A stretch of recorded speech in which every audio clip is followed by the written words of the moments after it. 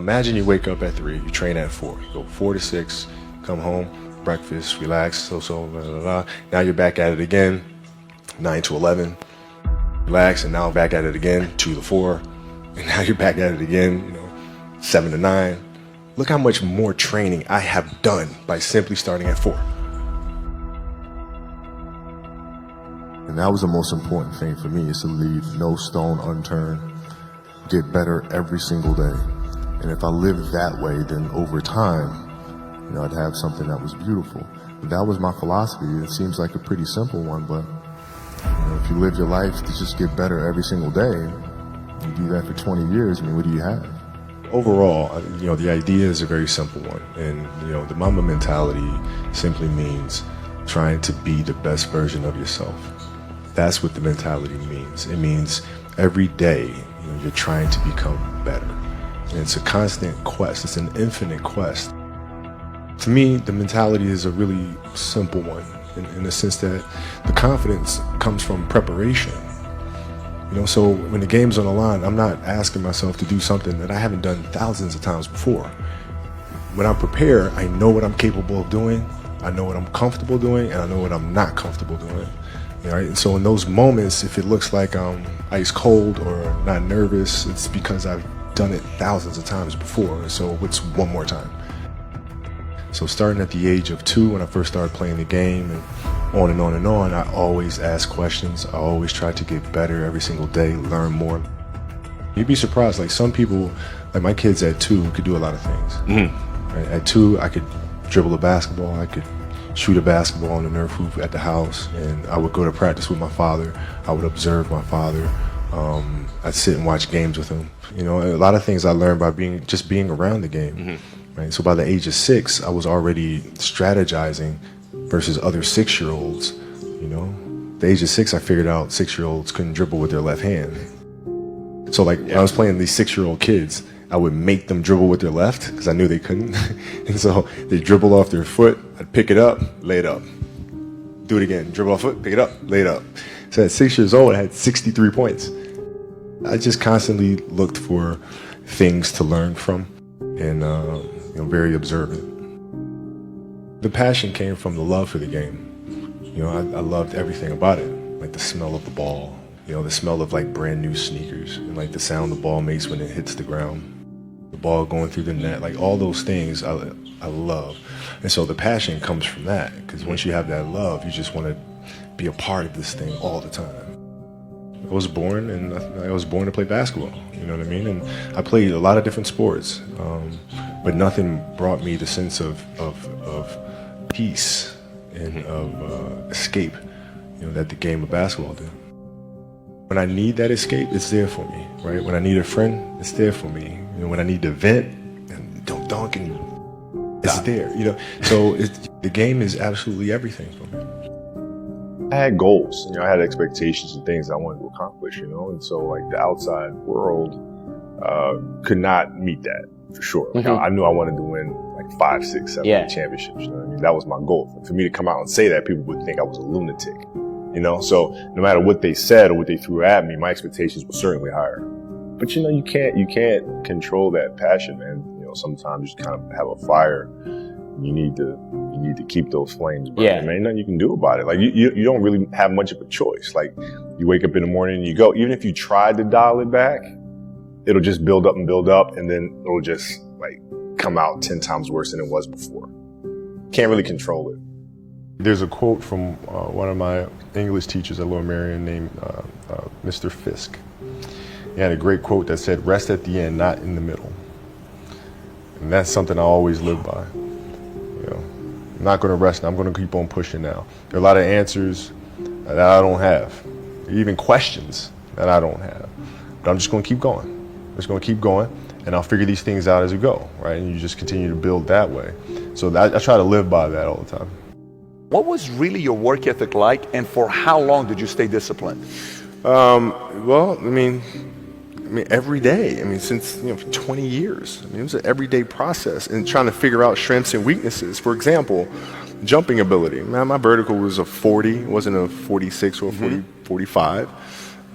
My hands are big, but they're not massive.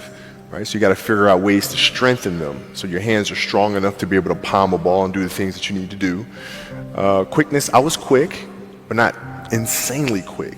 I was fast, but not ridiculously fast, right? So I had to rely on skill a lot more.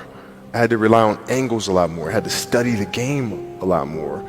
And but I enjoyed it though. So like from the time I can remember when I started watching the game, I studied the game and it just never changed. What does losing feel like to you? It's exciting. Why is it exciting?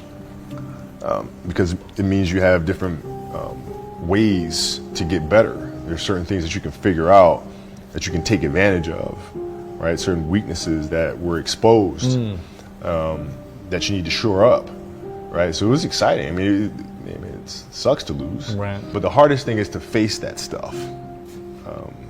That's a really, really tough challenge. As athletes, the psychology is before you start a game, how can you lock in? You get into that mental space where nothing else matters. You're completely locked in and focused on what you're trying to accomplish as an athlete out here. The noise of the crowd doesn't matter. Whether you're cheering or booing doesn't matter. You're just completely locked in. How do you do that? If we're talking about, a basketball decision where, read a certain coverage or something like that, I mean, a lot of that comes from the pre-work and understanding what their defensive package is and how to put teammates in certain situations.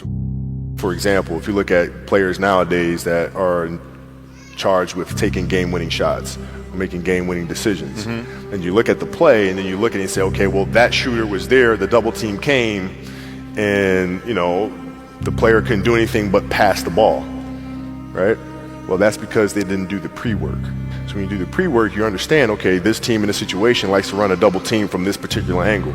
All right, so I'm gonna clear that side out, force the double team to come from a different angle, move myself to a space on the floor where it's gonna take a long time for the double team to come, and now I can circumvent the double team and get to a place on the floor where I can knock down a shot or get to the basket. So it's all that pre-work. Well, I mean, here's why practice was important to me. Not from just the standpoint that I enjoyed playing. Like, I enjoyed being there. I enjoyed getting better. But as a leader of a team, it's also your responsibility to elevate the rest of the guys. And what people tend to get stuck on a lot is saying, okay, the way to make players better is to pass them the ball when they're open. That's a very trivial way to look at things. What you have to do is you have to get them emotionally to want to be better. You have to get them to an emotional space where they wake up every morning driven to be the best version of themselves, right? How do you do that? And in practice, for me, it was a chance to drive them, to challenge them, right? And this is where you have to know your teammates, because if it's late, we just had a back-to-back and we had practice the next day, and you show up and guys don't feel like going through the motions, don't feel like practicing. It's important to know each and every one of them individually, personally, because then you know what nerve to touch. Some guys, it's like, okay, come on, let's, we can do this. That'll get them going. Other guys, no. You got to figure out what button to push. Powell was always Spain. If I tell them how they lost in a gold medal to us and how they're going to lose again, how I'm going to beat you in practice just like I beat you in a gold medal game, he'd hate that.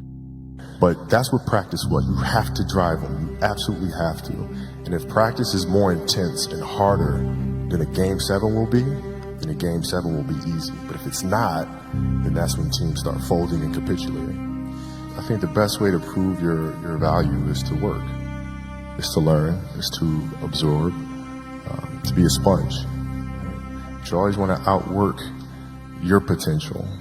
As hard as you believe you can work harder than that. And that's what I tried to do when I first came in the league. But basketball is such a direct competition sport. That competitive nature, the work ethic, and curiosity. Because I asked a lot of questions. Playing with Bryant, I asked him a lot of questions. Eddie Jones, who was great at chasing guards off the screens, and I didn't understand how to do that. I would sit with him before practice, after practice. Magic, James Worthy, Kurt Rambis, Kareem Abdul, all the Laker greats. I would always sit down and just ask them questions about certain games that I studied growing up. What actually happened there? What did you feel there? Why? Bird tough to defend. Why? Because you look slower than me. Like I'm missing something. So tell me what I'm missing. You know what I mean? And so I would always ask questions and try to learn as much as I could. I had a purpose. I wanted to be one of the best basketball players to ever play. And anything else that was outside of that lane, I didn't have time for. At what age did that goal become crystal clear? I made that deal with myself at 13 years old. At 13 years old? 13 years old. That's the you deal were I made. crystal clear about it? Crystal clear. And where did inspiration come from? The love of the game. The love of the game, the challenge. Like I would watch Magic play, I'd watch Michael play, and I would see them do these unbelievable things, and I'd say, you know, can I get to that level? I don't know, but let's find out. Let's find out. And so that curiosity to see where I could push this thing led me down that path, I think. Were you always competitive from the day you were born? You were super competitive? Competitive with things that I participate in. So I'll put it to you this way. So like, you know, basketball for me was the most important thing. So everything I saw, whether it was TV shows, whether it was books I read, people I talked to, everything was done to try to learn how to become a better basketball player. Everything. And so when you have that point of view, then literally the world becomes your library to help you to become better at your craft. My competitiveness inside was like, I'm gonna do something in the next 20 years that is better than these last 20. So at 13 years old, I had a I had a kill list. And so, you know, they used to do these rankings. It was Street and Smith basketball rankings. And I was nowhere to be found because I was like 6'4", scrawny, like 160 pounds soaking wet. So I was like 57 on the list. And so I will look at 56, 55, all the way up to number 1, who these players are, what club teams they played for. So when we go on an AAU travel circuit, I got to hunt them down, right? And so that became my mission in high school, is to check off every other person, all those 56 other names, hunt them down and knock them down. So when we played at 13, I would size you up and see what your strengths and weaknesses are. How do you approach the game? Are you silly about it? Are you goofy about it? Are you good at it just because you're bigger and stronger than everybody else, right? Or is there actually thought and skill that you put into it, right? And when I'd play to my weaknesses. I wouldn't play to my strengths. I played to my weaknesses. Because when you're playing summer basketball, there's so many games. So there's not a lot of skill work being done. So when are you going to get better? I always work on the things during those games that I was weak at. Left hand, pull-up jump shot, post game. Right, so I have a strategy.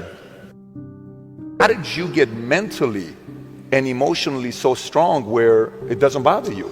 Well, you know, you got to look at the reality of the situation. You know, like for me, it's not, you know, you kind of got to get over yourself, right? And then after that, it's okay, well, why did those air balls happen? Got it. I didn't have the legs. So you look at the shot, every shot was online, but every shot was short.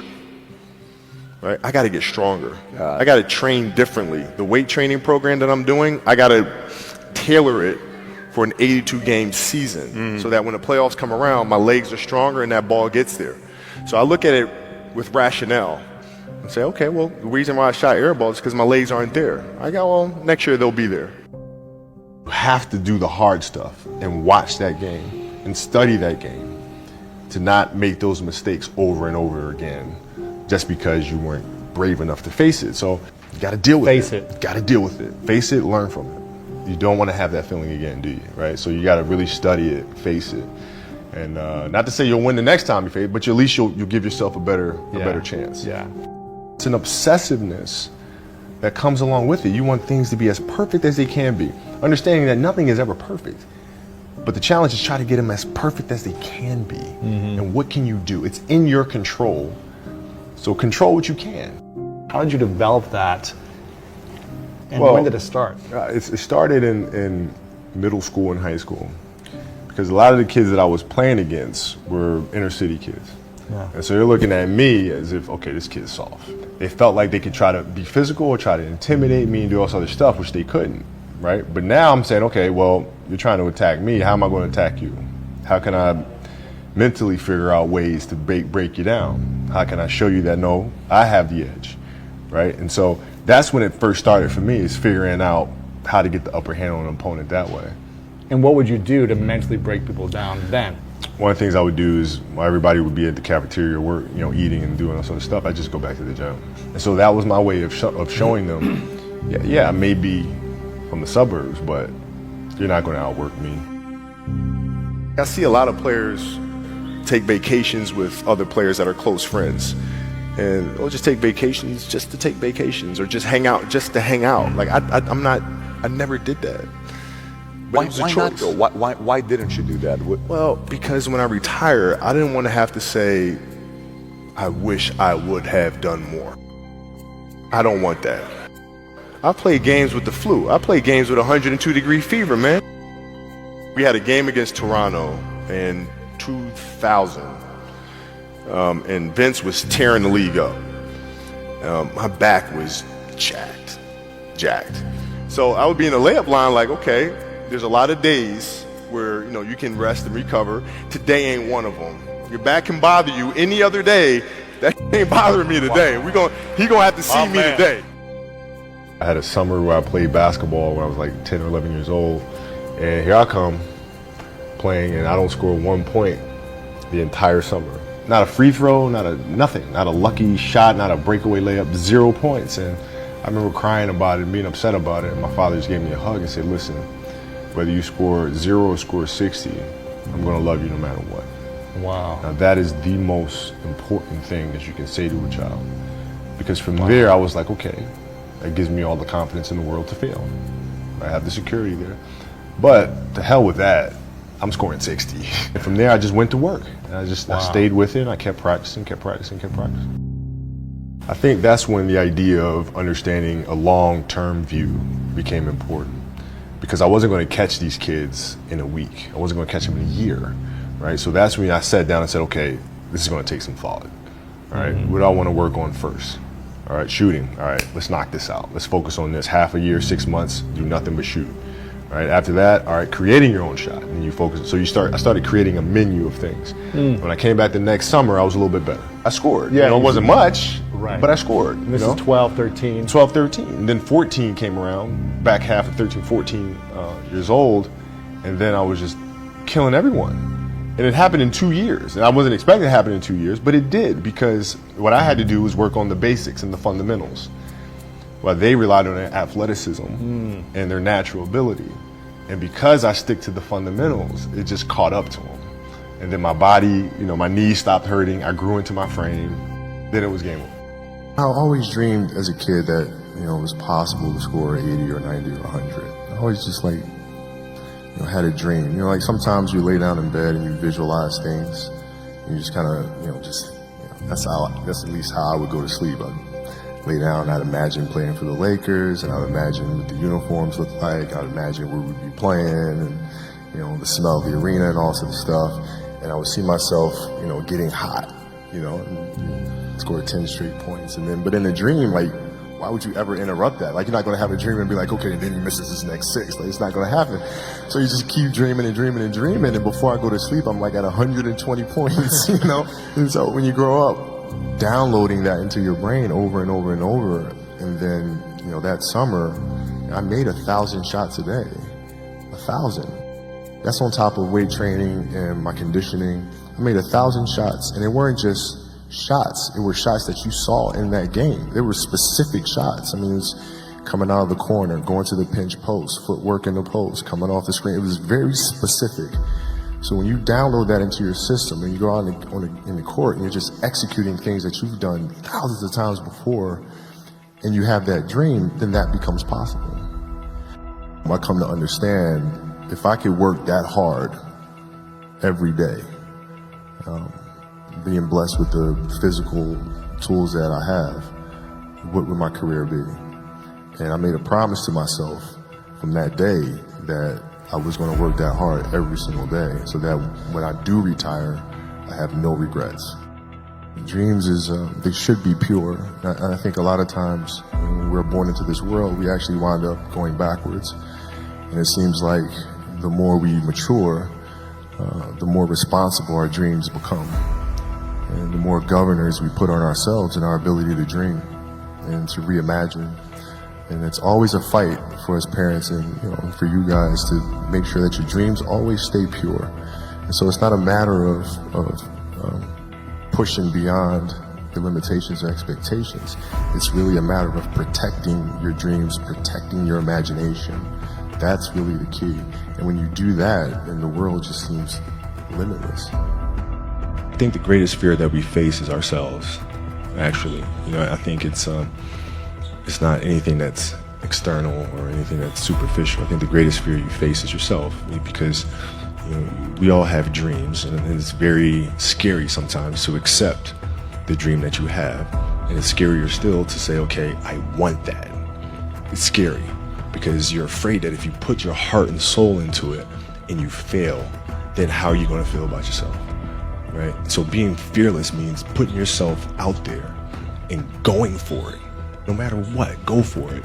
Not for anybody else, but for yourself. You have to dance beautifully in the box that you are comfortable dancing in. Everybody's box is different. My box was to be extremely ambitious within the sport of basketball. Your box is different than mine, right? Every kid here has their own box, but it doesn't mean that your box isn't as beautiful as mine, right? Everybody has their own. It's your job to try to perfect it and make it as beautiful of a canvas as you can make it. And if you have done that, then you have lived a successful life. You have lived with Mamba mentality. So it doesn't mean you have to go out here and do all of these crazy things. I'll have to be like this person or that person. No, what are you comfortable being? What is it that you want to do with your life? And once you have that, then you try to live it to the best of your ability. I never looked at it as like I'm just going to, try something completely crazy or like just go out of my box sort of thing. I just looked at it as I want to be one of the best basketball players who've ever played. That's the end goal. Okay, how do I get there? How do I get there? And every decision I made in my life was centered around the process of helping me eventually get there. So I had that purpose. And once I had that purpose, every decision that I made was centered around that purpose. You're playing against the Golden State Warriors. Score is 107-109. You guys are close to getting into the playoffs. You know exactly what happens in the game. You go up, you're about to take your shot, and then all of a sudden, boom, Achilles happens, right? Friend of mine, Nima, he is here just to listen to. He played ball. And he told me, he says, Patrick, I don't think you understand. He says, when I tore my Achilles in high school, he says, 4 friends of mine dragged me to my hospital. I was crying from there straight to the hospital. He says, I have no clue how the hell this guy did it. He went and hit the free throws, and then you walked off the stage. How the hell do you tolerate that kind of pain? I use this. I tell this example, and I think this is the best way to explain it. You have a hamstring injury, you pull your hamstring really, really badly. You can barely walk, right? Let alone play anything. You're at home, all of a sudden a fire breaks out in the home, right? Your kids are upstairs, wife is wherever she may be, going down. I'm willing to bet that you're going to forget about your hamstring. You're going to sprint upstairs. You're going to grab your kids.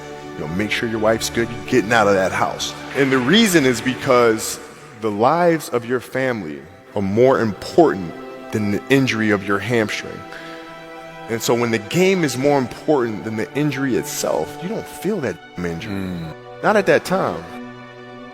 When in the trainer's room, my kids are in there, and they're looking at you and stuff, and I'm looking at them, and I'm like, it's all right. Dad's gonna be all right. It'll be fine. It'll be all right. It'll be all right. It'll be all right. As a parent, you gotta set the example. You gotta set the example. This is another obstacle. This obstacle cannot define me. It's not gonna cripple me. It's not gonna be responsible for me stepping away for the game that I love. I'm gonna step away on my own terms. You gotta lead by example. As parents, you gotta lead by example. If you want your kids to do whatever it is they want to accomplish in life, you have to show them. You gotta show them. But the message we want to get across is that, kids matter. Like, investing heavily in kids is extremely important. In fact, more important than it is investing in adults, because children are our future. So instead of spending all of our resources and doubling down on the grown-ups, let's double down on kids. And so for me, it was like, okay, I have to aim for something. So I said, I want to aim for size. I want to aim for bulk, right? So that's a tangible thing. I'm going to go for that, right? But then also, it's, my children, because your kids can't see how hard you work. You go to the office, I come in the studio, they don't really see the effort, right? So how can we teach our children what it means to work hard? Well, you do it through training, right? So when I get up in the morning, my daughter goes with me. 4 a.m., my 15-year-old goes with me. She goes with me before school, and it becomes a daddy-daughter thing. She just got her permit, right? So she drives in the morning. It becomes a cool thing, right? But through that process, she understands the value of hard work and things taking time. And the same thing with my 12-year-old, right? She practices every day, right? And so it's through those behaviors is where I find the motivation to do it. And what brings you the most joy right now? Being with my family. Really? That is the most fun. It's just, it's hanging out with them all summer, being able to like do things that I ordinarily couldn't do because of training, because of season and stuff like that. So being around them and watching Bianca grow up, because there are a lot of things that I missed with Nathalie and Gianna because I was playing. So being there every day with them is so much fun, man. So it brings me the most joy. What does love feel like for you? What does love feel like? I think I would describe love as happiness. I think I'd describe it as a beautiful journey. It has its ups and downs, right? Whether it's in marriage, or whether it's in the career, things are never perfect. But through love, you continue to persevere and you move through them. You move through them. And then through that storm, a beautiful sun emerges, right? And inevitably another storm comes. And guess what? You ride that one out too. So I think love is a certain determination and persistence to go through the good times and the bad times with the someone or something that you truly love. My vision of what my goal is changed drastically as I got older. It's like as a kid, I said, I want to be the best ever, right? And now you go through your life and everything you do is try to be the best ever, be the best ever, be the best ever. And as you get older, you start understanding that those things are very superficial things. Right? And everybody has a different opinion about it. No matter what you do, I can win 20 championships. There's always an opinion on who's the best. Everybody has different opinions. And so I started really kind of understanding, maybe that's not the important thing. Maybe the important thing is to, how do we as a team grow? How do I help my teammates be better? So that was the first change for me. And then as I got older still, it became more about how are you inspiring others, right, to find themselves. That is the ultimate championship. So won 5 championships, that's great. Another team won a championship this year. Team's gonna win a championship next year. Those things come and they go. But what stays is how do you use your passion and use that to inspire somebody else to create their passion? And then how can they pass that on to the next person? That is true success. So my goals have changed drastically from the time I was 6 years old to the time I was 17 to the time I was 25 and now sitting here at 37. It's always teaching the game, right? Teaching the game through various ways. We do camps and clinics, we do those things, but also through storytelling, right? How can you share stories with the rest of the world that challenges them to look internally and to learn things like process and learn how to navigate the sense of self and all these things? How can you infuse that into entertainment in a way that pushes our culture and our society forward? Those are the questions that I'm really, really intrigued by, and that's what we'll focus on. What I have to do now is make sure that the people that we bring in, these obsessives that we bring in, are challenging themselves to do the best job that they think they can do. That's what I'm there for, is for them to constantly look in the mirror and self-assess and challenge themselves. If we have a project and you're saying, okay, I can do that, that's not the project we want. The projects that say, I don't know if I can animate that. I don't know how to write that story. I don't know how to do that. Those are the things we want, because through that curiosity, you'll reach a level that you didn't think was possible. The definition of greatness is to inspire the people next to you. I think that's what greatness is or should be. It's not something that lives and dies with one person. It's how can you inspire a person to then in turn inspire another person, that then inspires another person. And that's how you create something that I think lasts forever. Yeah. And I think that's our challenge as people, is to figure out how our story can impact others and motivate them in a way to create their own greatness.